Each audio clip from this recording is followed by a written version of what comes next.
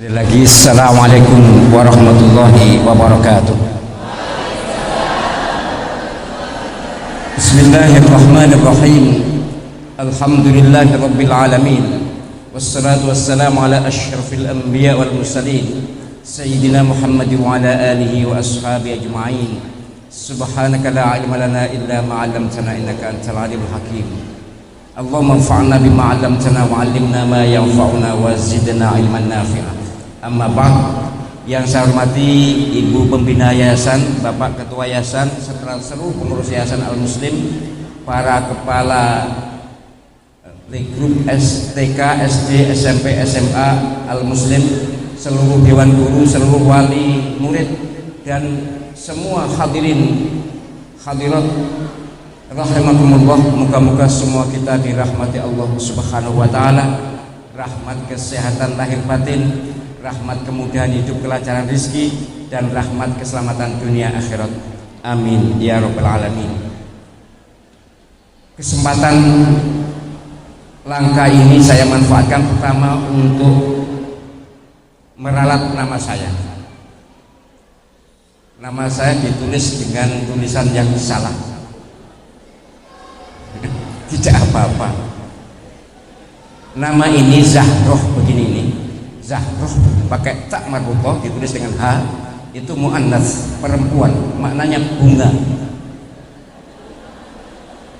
Kemudian ada lagi Zahro pakai hamzah, itu juga mu'annas, maknanya berbunga-bunga, Fatimah Az-Zahra. Kemudian Zahro pakai alif qaimah wa mustaqimah, alif berdiri, alif tegak, alif lurus, itu mudzakkar, laki-laki, maknanya cemerlang. Nama saya yang terakhir itu, walaupun saya tidak cemerlang, tetapi nama saya mudzakkar, lughatan wa isman wa haqiqatan.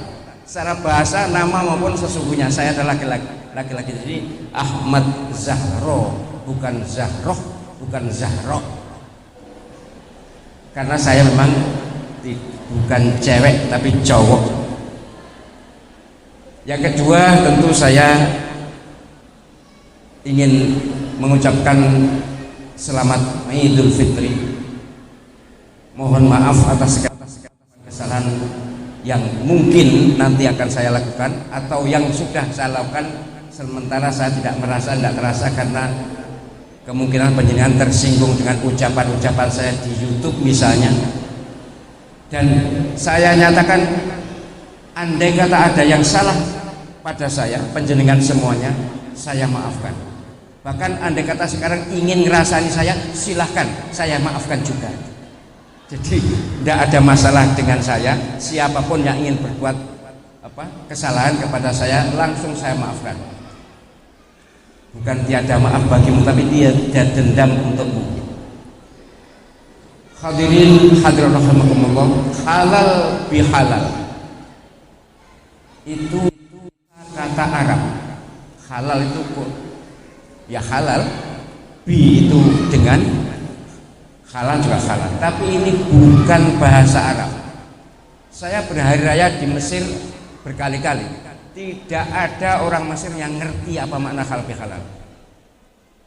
Ini yang ngerti hanya orang Indonesia, karena ini adalah kultur Indonesia, temuan Indonesia, budaya Indonesia yang sekarang diadopsi di Malaysia, di Brunei ada istilah ini. Tapi kalau di Arab sendiri tidak ada halal bihalal, tidak ada. Apa bid'ah? Oh tidak, ini kemasyarakatan, tidak bisa dilabeli dengan bid'ah. Yang bisa dilabeli dengan bid'ah adalah jika itu terkait dengan akidah atau ibadah. Tetapi ini ijtimaiyah, kemasyarakatan, maka halal bihalal jangan dilengketkan dengan istilah bid'ah, karena Nabi SAW tidak melakukan. Memang tidak ada. Bukan hanya zaman Nabi, bukan zaman sahabat, bukan Umayyah, bukan Abbasiyah, bukan Utsmaniyah. Tapi sekarang ini juga tidak ada di Arab. Di negara manapun saya tidak ketemu. Satu. Yang kedua, ucapan hari raya di Arab sejak dulu sampai sekarang ya taqabbalallahu minna wa minkum. Di sini tambah taqabbal ya karim, ya tidak apa-apa lah ya. Itu zaman Nabi begitu. Tidak ada minal aidin wal faizin, itu enggak ono. Itu juga kreasi Indonesia. Itu bahasa Arab. Tapi orang Arab sendiri melongo. Saya pernah pertama kali hari raya di Mesir itu saya mengucapkan minal aidin wal faizin. Melongo. Katanya, apa ini? Ternyata ya memang itu singkatan dari ja'alanallahu wa iyyakum minal aidin wal faizin. Moga-moga Allah SWT menjadikan kami semuanya minal aidin, orang-orang yang kembali ke dalam fitrah, wal faizin, dan orang-orang yang beruntung menang menghadapi hawa nafsu. Baik, ini tentang halal bihalal, jadi sah dan sahih.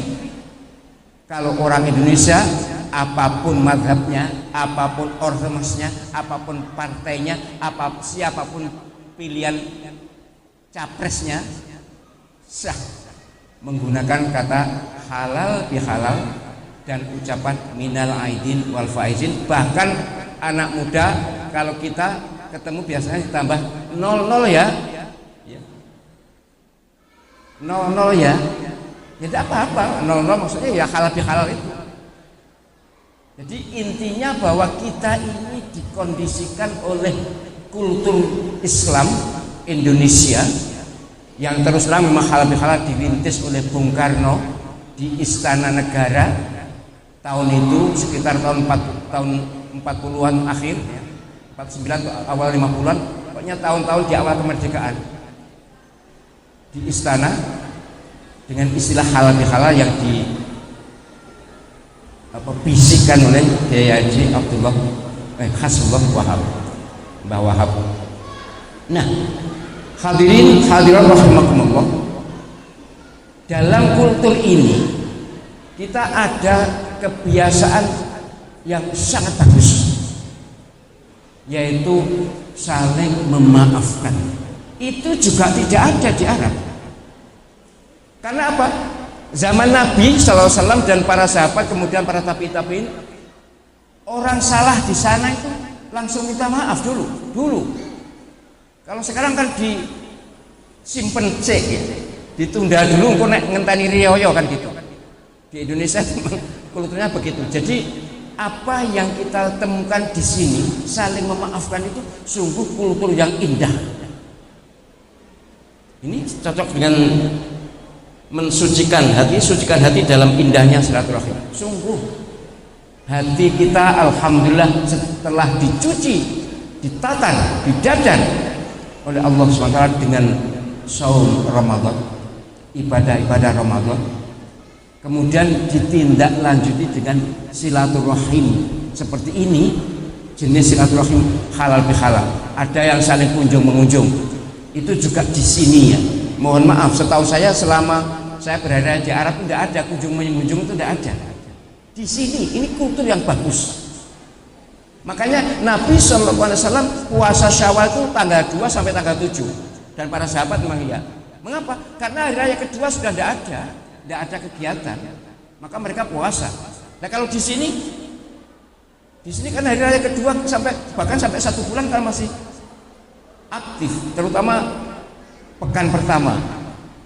Maka kita kalau mau puasa Syawal ya jangan tanggal 2 atau sampai tanggal 7, itu melanggar norma silaturahim itu. Ngapunten, mohon maaf ya, kalau kita sebagai tuan rumah misalnya puasa pada hari raya kedua, ada orang berkunjung, monggo dipun dahar, monggo ngapunten kula poso. Nek aku tamune tak bojo tenan kok. Nggih lho. Nyak manggane tapi dia sendiri poso kan ya. Lima takulu nama lataf'alu. Kenapa mengatakan sesuatu yang tidak dilakukan? Atau kita sebagai tamu, monggo tuan rumah sudah memberi contoh makan, dia tidak makan, ngapunten kula poso. Cara saya tuan rumah nek poso gak usah moro gitu. Mengapa? Ini kultur yang harus kita jaga juga, bahwa puasa yang penting di bulan Syawal, yang penting 6 hari. Tidak harus urut. Ini dalam semua kitab yang pernah saya baca tentang puasa Syawal memang seperti itu. Tidak harus urut dan tidak harus tanggal 2 sampai tanggal 7. Ini perlu saya jelaskan supaya kita semuanya bagaimana ikut menghidupkan budaya Islam yang ada di negeri ini, yang itu adalah difasilitasi oleh dalil-dalil keagamaan, dalil silaturahim, dalil saling memaafkan. Hanya memang di Quran juz 1 sampai juz 30 itu yang ada perintah memaafkan. Itu pun hanya 2 ayat. Kalau perintah minta maaf, minta ampun kepada Allah SWT, iya. Tapi kepada manusia tidak ada. Tidak satu ayat pun perintah meminta maaf kepada sesama. Yang ada di banyak hadis memang. Tapi kalau di Quran yang ada perintah memaafkan. Ini aneh. Ini asing. Dan justru karena anehnya, karena asingnya, kenapa Islam sebesar ini, Quran setebal itu hanya 2 kali menganjurkan memaafkan. Ini menarik.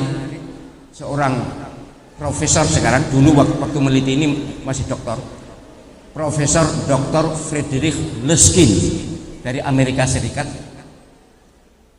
Beliau seorang ahli kesehatan, dokter, profesor.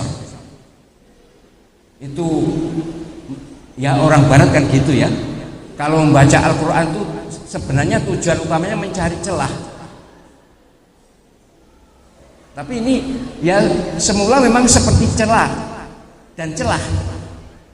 Kok hanya perintah memaafkan? Kok aneh? Diteliti. Dan kalau meneliti orang Amerika, orang Barat itu tidak main-main, pakai eksperimen. Mengumpulkan orang-orang, pasien, beliau memang punya pasien banyak.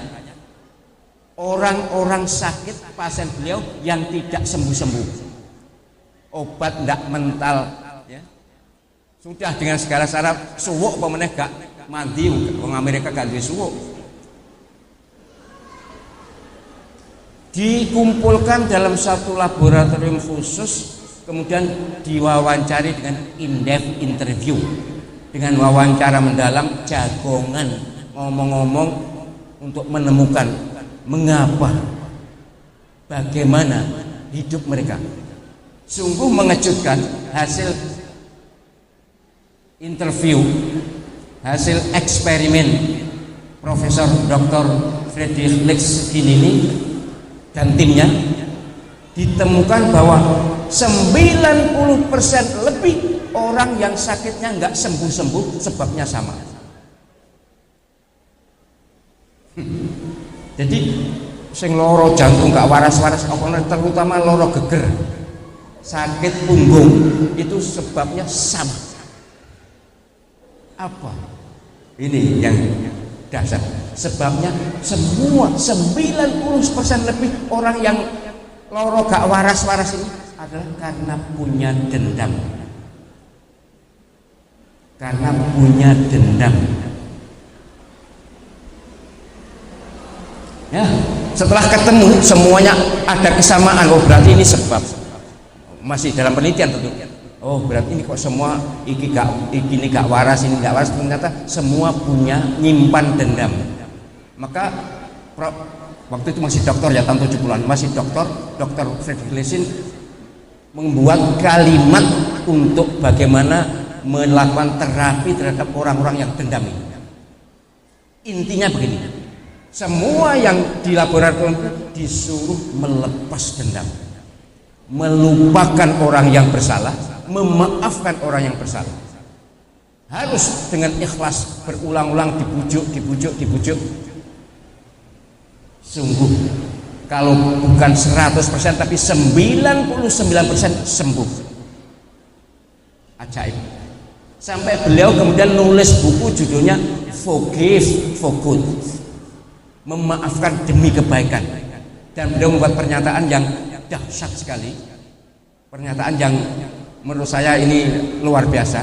Beliau menyatakan, kesimpulannya begini, saya sebagai dokter, sebagai orang yang menekuni bertahun-tahun bidang kesehatan, baru kali menemukan obat yang paling dahsyat, obat yang tidak ada duanya, yaitu memaafkan. Ini di buku beliau. Jadi saya juga heran ketika membaca pertama kali itu, oh iya, dan ternyata iya. saya sendiri membuktikan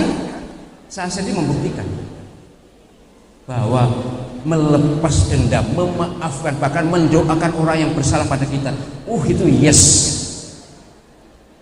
dengan teori doa Garputala, resonansi Garputala. Ini ada teori doa begitu, bahwa kalau kita berdoa mendoakan kebaikan, yang dapat pertama kali bukan yang kita doakan tapi kita. In ahsantum li anfusikum wa in asatum falah. Kalau kalian berbuat baik, maka sesungguhnya kalian berbuat baik untuk keuntungan diri sendiri. Sebaliknya kalau kalian berbuat jahat, maka sesungguhnya jahati diri sendiri. Itu Al-Qur'an surat Al-Isra ayat 7.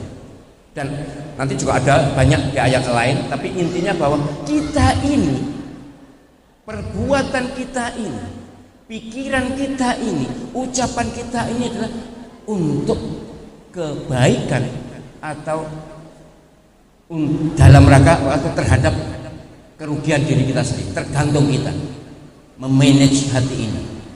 Pramino-meniko, saya berharap dalam kesempatan emas ini monggo kita maafkan semua orang yang pernah bersalah pada kita. Sudahlah, tidak usah dipikir, wis dimaafkan, dilepaskan, dilupakan. Bahkan teori ini ngeten, ini saya tidak ngajari tapi ini memberitahu saja. Orang ya, kita ini manusia, kalau ada orang yang janggeti kita, yang musuhi kita atau yang nyakiti kita, kan hati ini mesti merintik, sakitnya mesti di sini, ya toh? Itu biasa nih, angen-angen nih, muga-muga ndang kebales, muga-muga ciloko dan seterusnya. Itu manusiawi. Tapi jika hati itu masih tetap begitu, tetap dendam, muga-muga ciloko, muga-muga kena bahaya dan sebagainya, maka kebalasnya lama. Kalau ingin cepat, tapi jangan ingin cepat ya, jangan ingin cepat, tapi ini teori yang praktisnya, bahwa jika hati ini lapang, kita tidak dendam, kita lupakan, bahkan kita doakan orang yang bersalah, itu cepat terbalas. Tapi tidak usah angen-angen cepat terbalas, pokoknya doakan aja, perkara terbalas tergantung Gusti Allah Subhanahu wa taala. Dan ini berkali-kali dalam kehidupan, pengalaman saya maupun melihat siapa yang mengalami seperti itu terbukti. Ini penting untuk kita, modal kehidupan kita di sisa yang masih ada ini. Ayo kita hilangkan dendam. Siapa yang dendam sama dengan menanam racun di hati sendiri. Sekali lagi saya ulang, ini penting. Siapa yang menyimpan dendam, maka sesungguhnya secara tidak sadar dia adalah menanam racun di hati sendiri. Ini yang menyimpulkan ya timnya Profesor David Miskin. Insya Allah sekarang sudah Muslim. Insya Allah. Saya memang belum dapat berita, tapi saya baru datang dari Eropa itu. Sekarang itu tiap hari Eropa itu banyak yang mu'alaf. Al-Quran baru saja dibakar di Swedia. Anak saya S2 di Swedia. Kemarin saya ke sana menemui anak saya, katanya tiap hari sejak Al-Quran dibakar itu, tiap hari orang kulit putih asli mu'alaf. Dan ketika saya, mohon maaf ya, ini bukan untuk menjelekkan kita, tapi membandingkan Islam kita dengan mereka. Kita ini kalau ketemu orang kulit putih Islam, teguhnya luar biasa. Mereka mengatakan, bagi saya yang paling berharga adalah Islam. Dalam hidup yang paling mahal adalah Islam. Itu mereka. Kulit putih asli. Nah, sing keturunan-keturunan gitu tuh biasa aja, Islam kayak cilik ya. Ya. Seperti kita ini ya wis didu ya gelem, di bendik-bendiknya ya gelem, dipecah-pecah ya gelem. Sekarang ini kan ada upaya gitu kan. Komunitas muslim terbesar di dunia itu adalah Indonesia, tapi yang paling tidak bersatu adalah Indonesia. Paling rawan dipertentangkan itu Indonesia. Muslim di Indonesia riyoyo lho, gak gelem jak bareng. Ya ndak ada yang salah, memang podo pintere kok, podo pintere. Saya berada di negara-negara Arab itu beberapa tahun ya, itu 22 negara Arab itu tidak pernah berbeda. 22 negara. Kita ini seupil negara Indonesia kayak bolak balik beda. Bukan hanya riau yo, tarweh lo beda. Kalau di luar negeri semuanya sama. Di sini enek 20 bagus, 8 bagus, enek sing 6, enek sing 4, enek sing 2, enek sing gak traweh. Jadi ya cerdas memang, tapi sayangnya itu kok gampang diadu. Dan ini sudah viral, keluhan orang-orang Arab, mohon maaf ya, melihat orang Indonesia kalau haji atau umroh itu, waduh, masya Allah. Kita harus menjaga citra diri ini. Sungguh orang Indonesia ini adalah banyak jumlahnya, tetapi kekuatannya memang masih dipertanyakan karena memang belum bersatu. Moga-moga segera bersatu ya. 2024 nanti bersatu ya. Saya tidak kampanye loh ya. Tidak kampanye, tapi saya berharap umat Islam ummatan wahidatan, umat yang satu. Itu deklarasi Allah SWT. Innamal mu'minuna ikhwatun fa aslihu baina akhwaikum wattaqullaha la'allakum turhamun. Deklarasi Allah SWT. Orang mukmin itu dulur, bukan tonggo, bukan konco, tapi dulur, ikhwah. Maka berdamailah dengan sama dulur. Nek pengen dirahmati Allah, bertakwalah.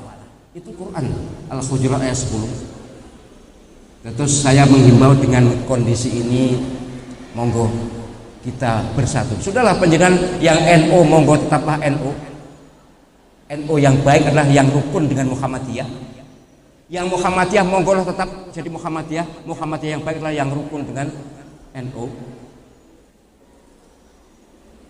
Yang sudahlah, partai apapun sudahlah, kita rukun. Subuh pakai kunut bagus, enggak pakai kunut yang enggak sholat subuh. Nah, terus perbedaan kita tuh jangan menjadi intrik untuk perpecahan, justru untuk mempersatukan. Kemarin lah seperti hari raya itu, sesungguhnya lah saya sebagai orang yang mungkin penjenengan juga nonton ya. Sebenarnya saya enggak ingin mengumumkan, tapi karena ditanya saya beritahu bahwa saya berhari raya Jumat. Bukan berhari raya Jumat ya. Saya tidak puasa Jumat. Saya mengakhiri puasa Ramadan Kemis. Jumat sudah tidak puasa.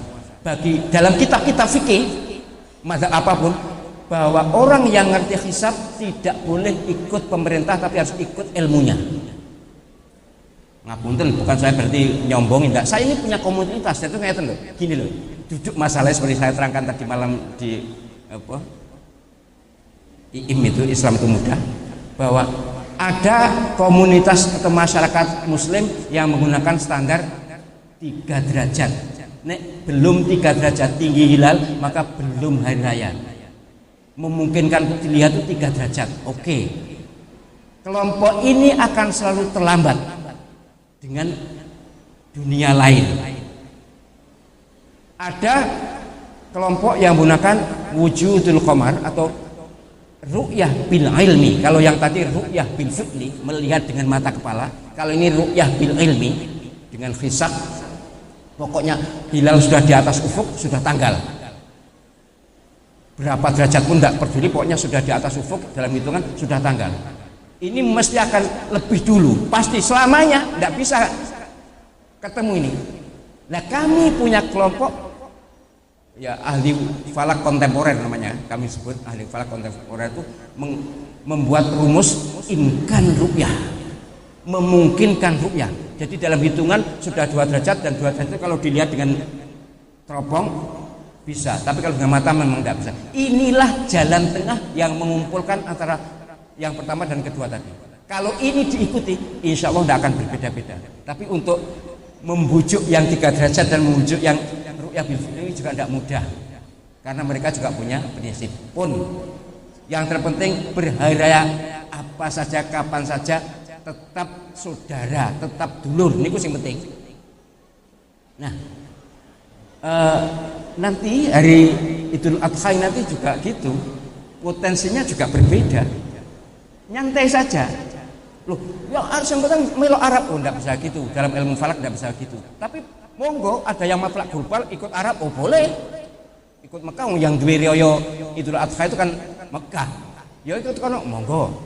Yang ikut matlak sini, monggo. Sama-sama bener, wis. Enggak usah kakean pola pun. Terakhir saya ingin menyampaikan, kok terakhir ya, memang saya pikir saya tidak perlu lama-lama lah. Saya tahu penjelasan selama duduk. Begini, ada kasus yang menjadi pelajaran untuk kita semuanya. Soal memaafkan ini, soal memaafkan ini masih terkait dengan halal bihalal. Saya pernah mengundang Mas Danu di Al Akbar. Mas Danu itu kelahiran Bojonegoro, alumni ITS Surabaya, sekarang tinggal di Jakarta. Bengkel hati. Beliau kami undang di Al Akbar. Kemudian setelah selesai kami ngobrol-ngobrol di ruang VIP di belakang mihrab itu. Tiba-tiba datang seorang tokoh, gak usah saya sebut namanya, tokoh mantan tokoh top tepatnya. Datang masuk dengan memegang lengan kirinya dan meringis kesakitan, menyampaikan intinya, saya ini sudah 2 tahun menahan sakit linu, sakit kemeng, sakit nyeri di tulang ini. Sudah banyak dokter spesialis ortopedi, sudah banyak laboratorium, sudah banyak minum obat, tidak sembuh-sembuh. Mas Danu ya di depan kita semuanya bertanya, Bapak ingin sembuh? Ini pertanyaan jelas bahasa basi, mau jelas ngeloro tak. Bapak ingin sembuh tak? Ya iyalah, ya ingin sembuh. Iya, saya ingin sembuh. Baik, kalau Bapak memang ingin sembuh, ikuti saya. Mau?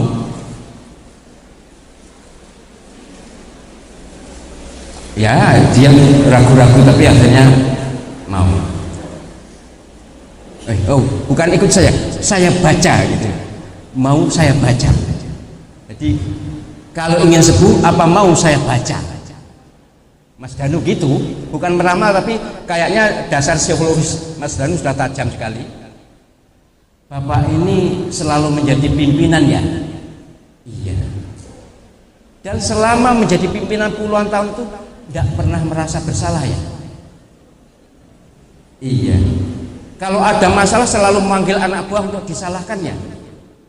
Iya. Pak, itu dibaca seperti itu di depan kami terbuka, karena memang ditawari tidak mau dibaca, tidak mau dibaca ya oke.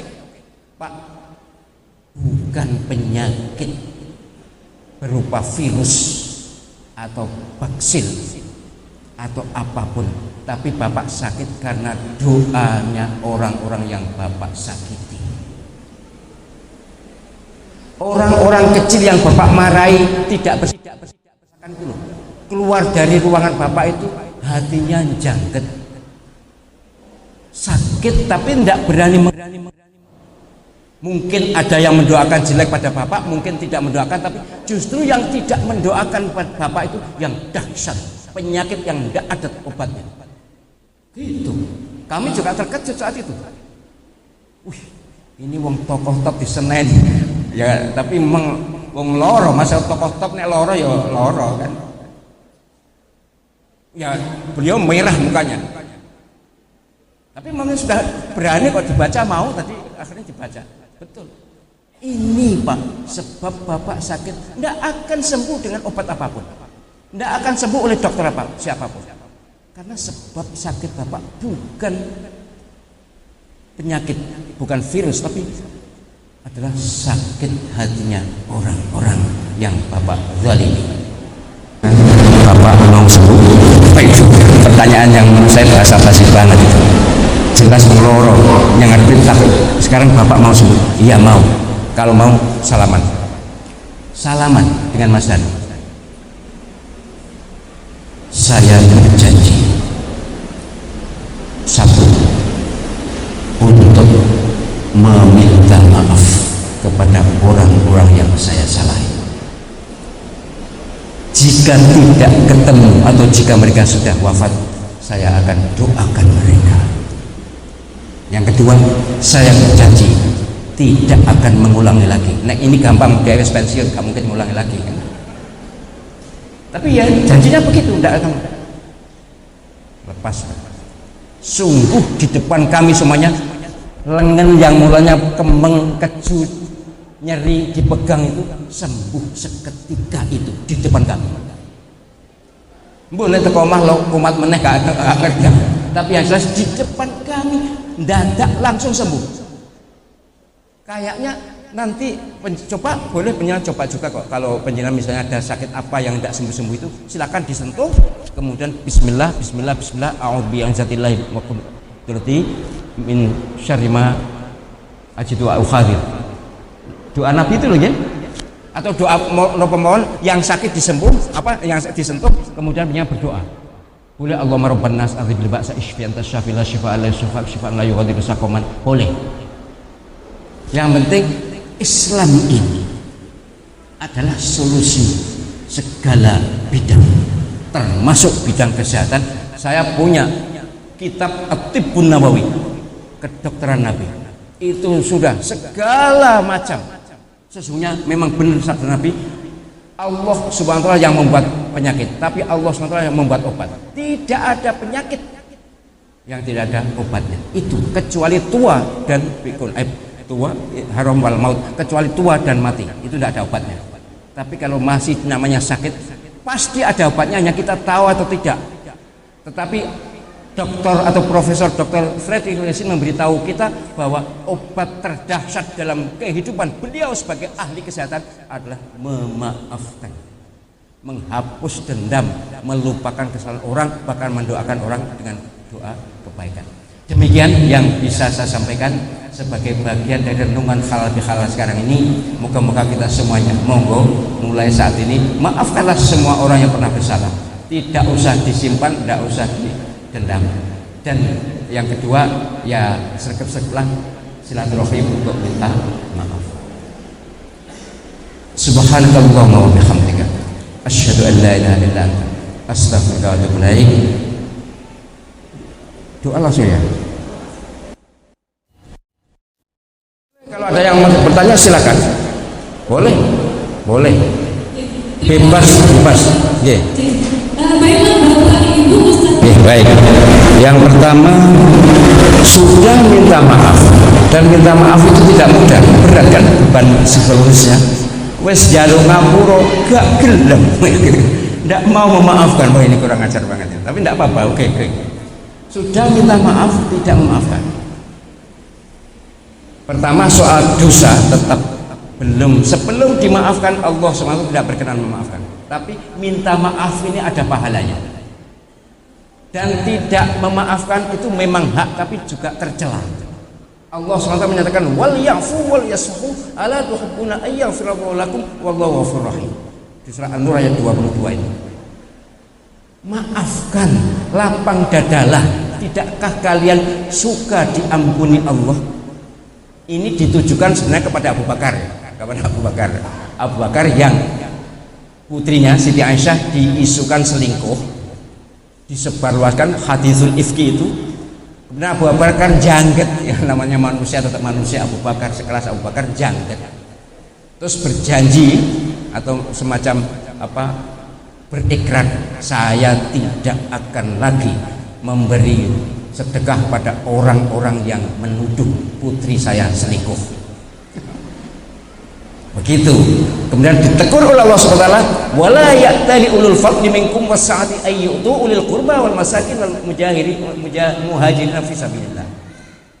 Ditegur oleh Allah SWT, jangan gitu, maafkan saja, jangan menyetop perbuatan baik kepada orang-orang yang menyakiti. Sejak itu Abu Bakar langsung lunglai. Artinya apa? Memaafkan itu memang hak, tapi kalau tidak dipakai tercela, dan nanti memang tetap harus ada hitung-hitungan di akhirat. Tetap Allah Subhanahu wa taala dalam banyak hadis, Nabi SAW menyatakan bahwa Allah SWT hanya berkenan mengampuni dosa manusia kepada Allah, sedangkan pada sesama manusia diserahkan pada sesama manusia. Maka beliau SAW bersabda, nanti banyak orang masuk neraka itu bukan karena dosa kepada Allah, tapi karena dosa kepada sesama yang mungkin terlupakan, dan nanti ada barter di akhirat. Hadis Sahih Bukhari itu, barter di akhirat, bahwa orang-orang yang dirasani itu akan nagih pada orang yang ngerasani dan seterusnya. Tapi intinya adalah panjenengan sudah gugur kewajibannya untuk minta maaf, tapi memang tetap ada, dan itu berpahala, tetap ada hitung-hitungan nanti. kayaknya pahala penjenengan minta maaf itu lebih besar daripada dosa penjenengan pada orang ini. Dan dugaan saya gini, sebab gini loh, kemauan untuk minta maaf itu seberat dosanya. Kalau dosa makin berat, makin minta maafnya juga berat. Dosa kecil minta maafnya enteng aja. Maka mau meminta maaf itu dapat pahala kira-kira setingkat dengan salahnya. Jadi nanti kalau dia tidak memaafkan, oke, ditunggu di akhirat, dibarter di akhirat, nanti hitung-hitungannya Allah SWT yang maha tahu, yang maha adil. Gitu nih. Jadi kalau penjahat punya kesalahan, jangan bosan, tetap minta maaf saja. Soal tidak dimaafkan itu terserah urusan mereka. Nanti akan menjerat diri sendiri kok. Satu. Yang kedua, sudah memaafkan tapi jangan kan gitu ya. Sudah memaafkan tapi opo ini? Opo iso ikhlas? Nabi SAW beri contoh. Nabi itu sangat pemaaf. Tapi beliau tidak mau ketemu Hindun. Dan tidak mau ketemu Wahsy. Wahsy itu yang membunuh Sayyidina Hamzah, Hindun itu yang membuka dada Sayyidina Hamzah, akan memakan jantung beliau, tapi dalam riwayat tidak mampu. Nah, memang ini atas izin Allah. Jadi dia memang semangat untuk makan, untuk melampiaskan dendam, tapi ternyata tidak mampu makan. Muntah mau gimana, pokoknya intinya dua orang ini punya kesalahan besar dan Nabi tidak berkenan ketemu. Bukan dendam, tapi Nabi menyatakan saya tidak ingin melakukan sesuatu atau bersikap sesuatu yang tidak baik dipandang orang. Bayangkan. Jadi kalau penjenengan ketemu orang yang pernah berbuat salah besar kan ya tidak nyaman kan. Daripada nanti ada kasus, ada masalah, setelah dihindari tapi dengan hati yang bersih. Niatnya untuk menghindari masalah, bukan untuk nyatru, bukan untuk mendendam, bukan untuk hajar. Hajar itu mendiamkan. Karena hajar mendiamkan sesama muslim itu kan dosa. Kita tidak niat mendiamkan tapi niat menghindari masalah, sebagaimana Nabi SAW tidak berkenan ketemu beberapa sahabat yang bukan sahabat ya, orang-orang kafir yang menyalahi beliau dan bukan beliau. Kalau yang nyalahi beliau selalu dimaafkan, tidak ada masalah. Tapi yang nyalai Sayyidina Hamzah, khususnya Sayyidina Hamzah ini, dan kalau Abu Bakar, Siti Aisyah itu ya begitu nih. Jadi intinya gini, maafkan saja, lepaskan saja, lupakan saja, serahkan pada Allah SWT. Jadi gini, redaksinya begini, ya Allah, saya karena perintahmu saya ridho kepadamu, tapi saya memang tidak ikhlas atau jangan tidak ikhlas ya, tapi saya serahkan dia kepadamu, gitu aja ya. Saya serahkan pada keadilanmu, tapi saya ridho pada kejadian ini, gitu aja. Kira itu angel nih, ya. Terutama ibu-ibu, karena ibu-ibu itu dikendalikan perasaan. Beda dengan bapak-bapak dengan rasio, agak lebih mudah menalar. Kalau perasaan kan tidak mudah, lebih halus gitu. Gitu nggih? Nggih. Masih ada? Tadi sudah terjawab semua dua-duanya ya? Sampun, sudah. Boleh nggak salam itu lagi daripada bapak, boleh nggak? Atau sudah cukup? Bapak-bapak nggak punya dendam biasanya, gampang lali. Tidak ada, sampun. Cukup ya? Nggih. Oke, monggo silakan. Oke. Singkatnya begini, sebelum kesepakatan 3 derajat itu sebenarnya di Indonesia sudah ada semacam kesepakatan tak tertulis 2,5 derajat, tapi karena sering sulit maka MABIMS, Kementerian Agama negara ASEAN yang punya Kementerian Agama, yaitu Indonesia, Malaysia, Brunei, kemudian Singapura, Filipina Selatan, Thailand Selatan, sepakat 3 derajat. Atas dasar pengalaman selama ini 2,5 derajat itu bisa dilihat tapi sulit, maka 3 derajat yang paling mungkin. Itu kesepakatan, hasil ijtihad, boleh merasa benar dan tidak boleh disalahkan. Al ijtihad la yunqadu bil ijtihad, hasil ijtihad itu tidak boleh dibatalkan oleh hasil ijtihad lain. Maka saya tidak menyalahkan mereka, walaupun saya tidak setuju, saya tidak menyalahkan. Tuh. Yang kedua, zaman Nabi kan tidak pakai alat, iya, tidak pakai alat, dengan mata telanjang. Berapa derajat saat itu diduga kuat oleh para ahli falak, zaman Nabi baru bisa melihat 8 derajat. Dhuwur banget, 8 derajat dhuwur banget. Maka ketika saudara-saudara yang ru'yah bil ilmi yang enggak ngitung derajat, pokoknya di atas ufuk itu, saya tanya, loh apa zaman Nabi ada? Memang enggak bisa dijawab. Tapi baiklah, sekali lagi itu hasil ijtihad. Jadi zaman Nabi 8 derajat. Kemudian tahun 70-an waktu konferensi internasional ahli falak di Turki itu disepakati 5 derajat. Karena alat belum secanggih sekarang. Nah sekarang ini alat itu sangat canggih. Saya juga punya kok teleskop, kok mikroskop, bukan teleskop ya. Teleskop itu yang bisa melihat dengan jelas jarak 8 kilo. 8 kilo itu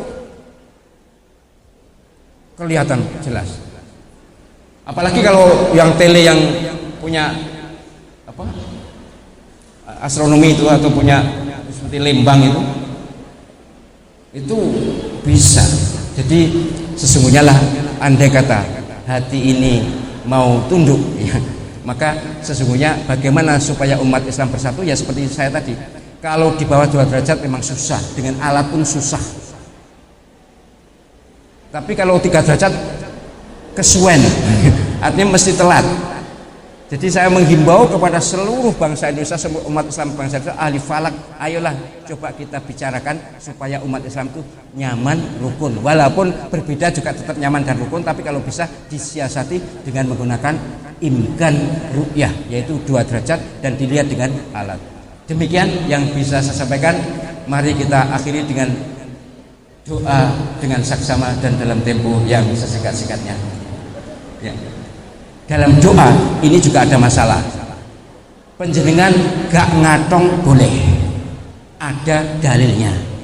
Ngatong sekian boleh, ada dalilnya. Ngatong sekian boleh, ada dalilnya. Begini boleh, ada dalilnya. Begini boleh, ada dalilnya. Ada 30 hadis soal posisi doa. Dalam kitab Ibnu Munzir itu ada 30 hadis sahih. Yang tidak benar tuh doa begini loh. Nah, ini tidak boleh doa begini, tidak boleh. Jadi doa monggo, nggak ngatong, jangan disalahkan. Itu gak ngatong berarti Muhammadiyah, enggak. Itu juga ikut Nabi. Yang ngatong begini ikut Nabi, yang ngatong begini ikut Nabi. Jadi monggo terserah. Mari kita berdoa dengan saksama dan dalam tempo yang singkat-singkatnya. Bismillahirrahmanirrahim. Alhamdulillah, Allahumma shalli ala sayyidina Muhammad wa ala alihi ajma'in. Rabbana ighfir lana dhunubana wa israfana fi amrina wa thabbit aqdamana wansurna 'alal qawmil kafirin. Rabbana ighfir lana dhunubana wa liwalidina warhamhum kama rabbawna shighara wa li jami'il mu'minina wal mu'minat wal muslimina wal muslimat al ahya'i minhum wal amwat. Allahumma barik lana fi umrina wa barik lana fi rizqina wa barik lana fi ilmina wa barik lana fi dhurriyyatina ya Wahhab ya Razzaq ya Fattah ya Alim ya Arhamar Rahimin. Rabbana atina min ladunka rahmatan wa hayyi lana min amrina rasyada. Rabbana atina fid dunya hasanah wa fil akhirati hasanah wa qina adzabannar wa qina adzabannar wa qina adzabannar ya Aziz ya Ghaffar ya Rabbal alamin. Rabbana taqabbal minna innaka antas samiul alim wa tub alaina innaka antat tawwabur rahim. Wa sallallahu ala sayyidina Muhammadin wa ala alihi ajma'in walhamdulillahi rabbil alamin. Terima kasih, mohon maaf atas segala kekhilafan kesalahan. Subhanakallahumma wa bihamdika asyhadu an la ilaha illa anta astaghfiruka wa atubu ilaik. Kalau NU wallahul muwaffiq ila aqwamit thariq. Kalau Muhammadiyah billahi taufiq wal hidayah. Kalau khufat Al-Qur'an ihdinas siratal mustaqim. Kalau al-wasliyah nasrun minallah wa fathun qarib, dan masih banyak lagi. Assalamualaikum warahmatullahi wabarakatuh. Waalaikumsalam warahmatullahi wabarakatuh.